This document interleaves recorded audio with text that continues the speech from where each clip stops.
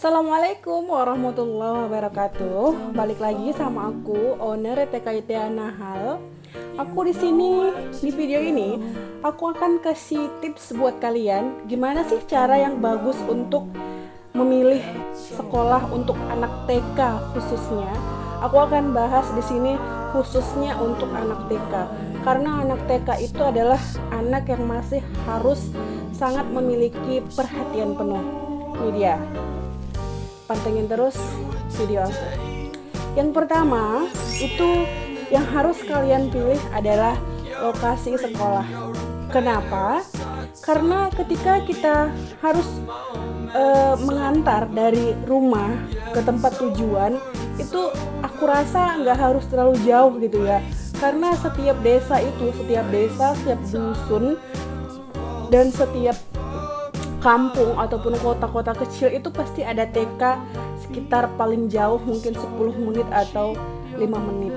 Jadi kalau ada yang TK terdekat, ngapain kita harus jauh-jauh mengantar anak kita melakukan perjalanan, karena kan kita nggak tahu nanti apa yang sebenarnya akan terjadi di perjalanan tersebut. Entah dia masuk angin, entah dia kelelahan, karena kan anak-anak TK itu usianya masih 4, 5, 6 tahun.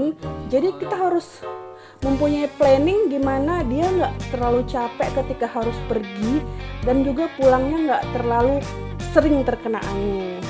Oke, itu yang pertama. Dan yang kedua, fasilitas sekolah. Kita harus lihat dulu fasilitasnya seperti apa. Apakah dia ruangannya yang cukup. Contohnya seperti ini, bukan cukup ada banyak ruangan ya, enggak. Tapi dia kuotanya gitu loh. Kalau menurut aku mau bahas di kuotanya di sini. Karena setiap sekolah itu kalau sudah mungkin dia terlalu banyak di dalam lokal itu anak, contohnya sampai 30-35 siswa satu lokal, itu pasti ada anak-anak yang terabaikan. Bukan karena dia bodoh, bukan karena dia nggak pintar, bukan, tapi karena mungkin terabaikan oleh bundanya, terabaikan oleh gurunya begitu. Jadi udah fokus dengan anak-anak yang memang sudah pintar karena udah enak mengajarnya gitu, tapi terabaikan dengan anak-anak yang belum mengetahui. Ada memang anak yang memang dia itu agak sedikit lama dalam menerima pelajaran, ada mungkin yang dia lebih cepat. Jadi kalau menurut aku, buat bunda-bunda sekalian juga harus perhatikan gimana kuotanya. Kalau kami di TKIT Nahal itu hanya paling banyak satu kelas hanya 15 siswa aja. Jadi semuanya terperhatikan ya. Boleh nanti bunda cek di sekolah aku ya, walaupun sederhana apa adanya.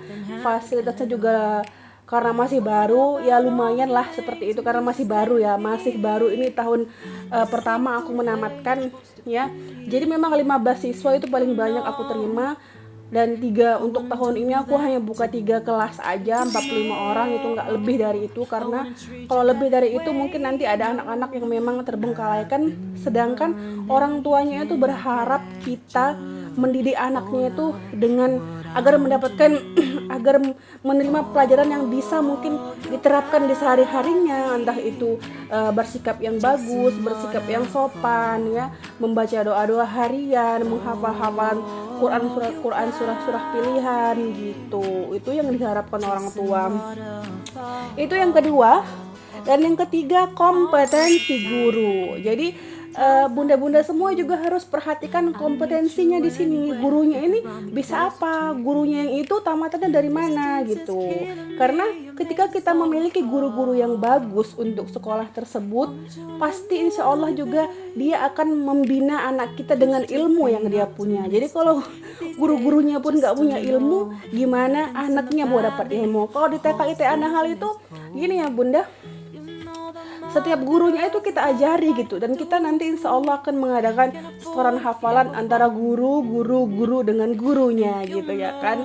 Jadi kita di sini setor hafalan dulu, mengkaji diri kita dulu gimana caranya menjadi guru yang baik, membuat jam mutu untuk guru di sini. Jadi nggak hanya kita suruh dia ngajar, tetapi tidak kita ajari gitu. Jadi insya Allah di TKIT Nahal itu guru-gurunya juga beberapa orang yang qori ya kan, yang memang paham sangat tentang ilmu agama, kemudian tentang juga hafalan-hafalan Quran ya, dan orangnya juga orang-orang yang sibuk.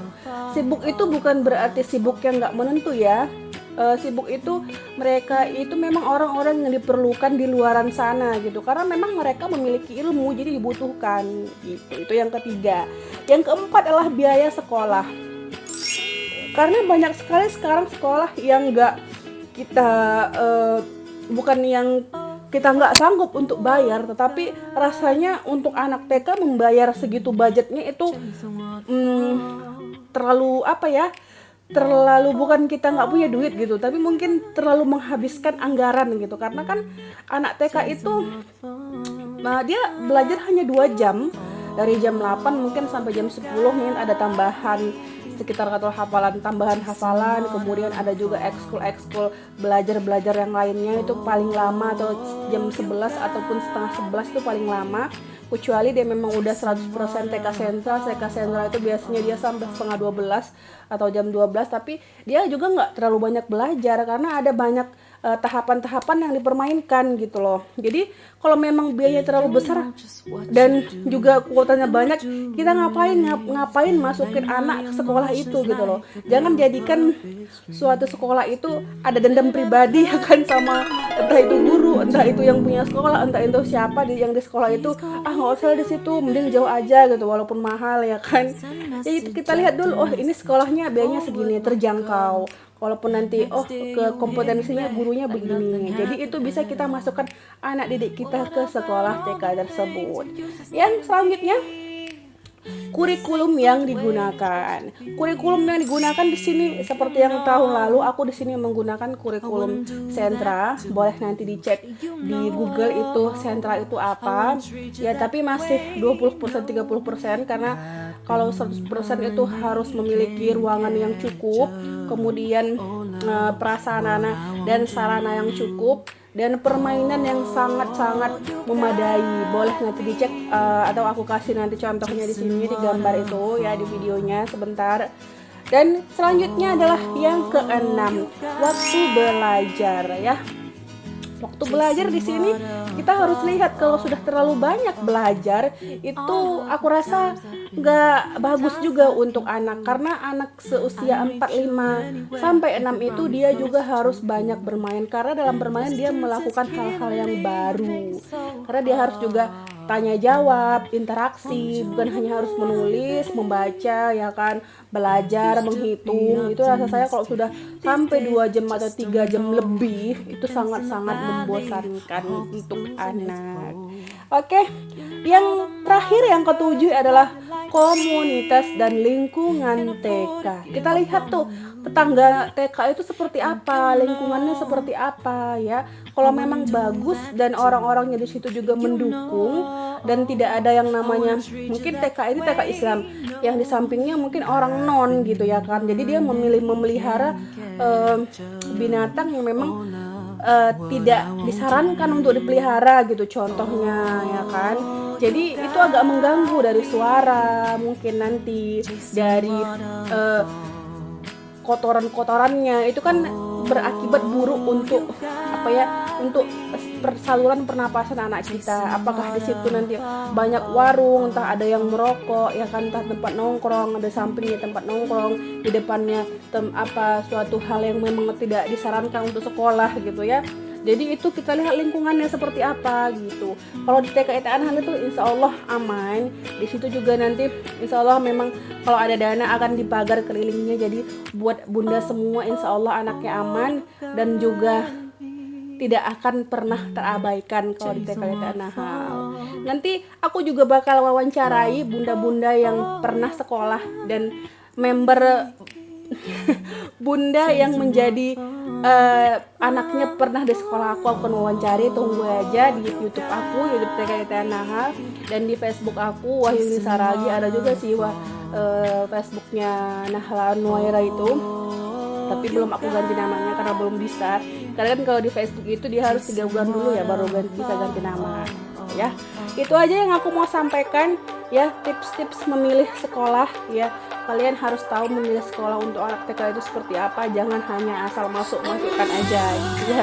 Oke, itu aja. Semoga kalian suka, semoga kalian senang. Tungguin terus video aku, video-video yang memang mungkin bermanfaat untuk bunda-bunda semua. Oke, see you next time. Bye bye. Assalamualaikum warahmatullahi wabarakatuh.